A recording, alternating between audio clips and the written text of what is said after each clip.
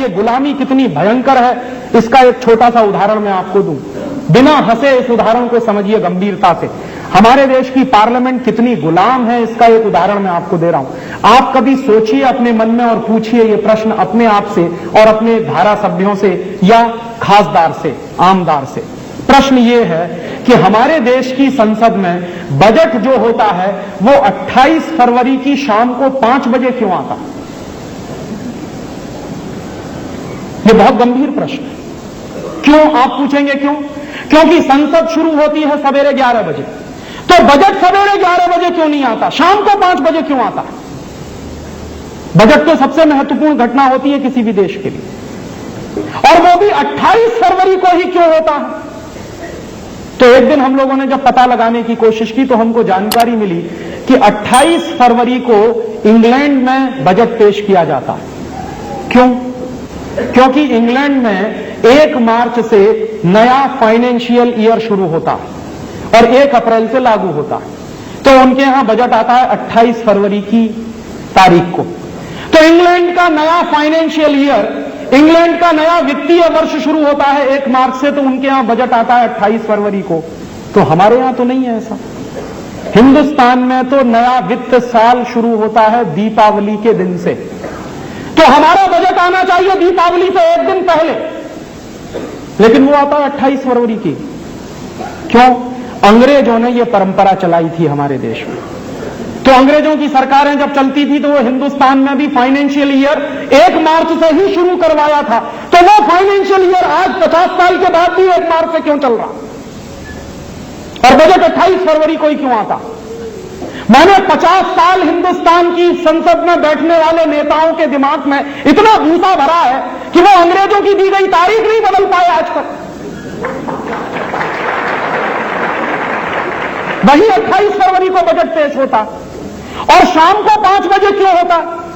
उसकी एक दूसरी कहानी कि जब हमारे देश में शाम के 5 बजते हैं तो लंदन में सवेरे के 10:30 बजते हैं।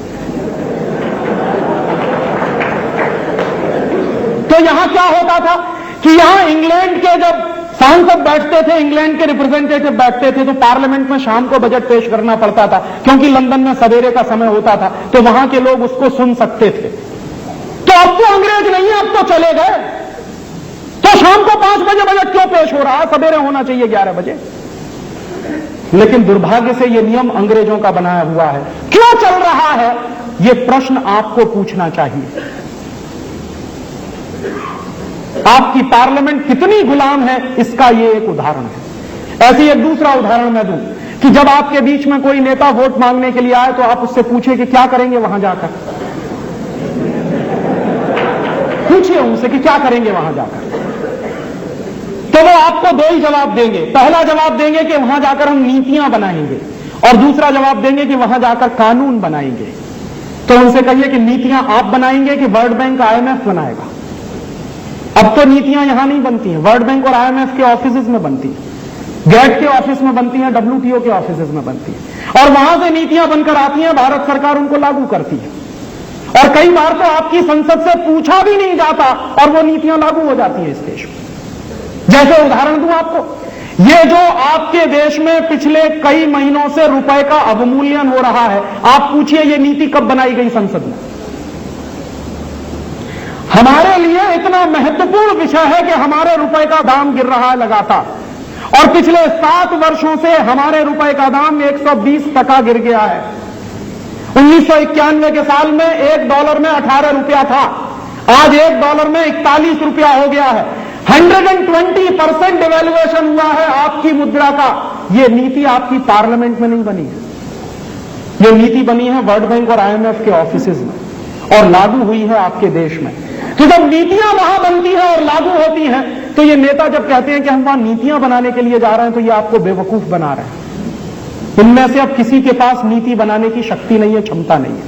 नीतियां तो कहीं और से बनती हैं। तो फिर वो कहेंगे कि हम कानून बनाने के लिए जाते हैं। तो पूरी ईमानदारी से पूछिए किसी भी खासदार से कि आपने कभी किसी कानून की ड्राफ्टिंग की है?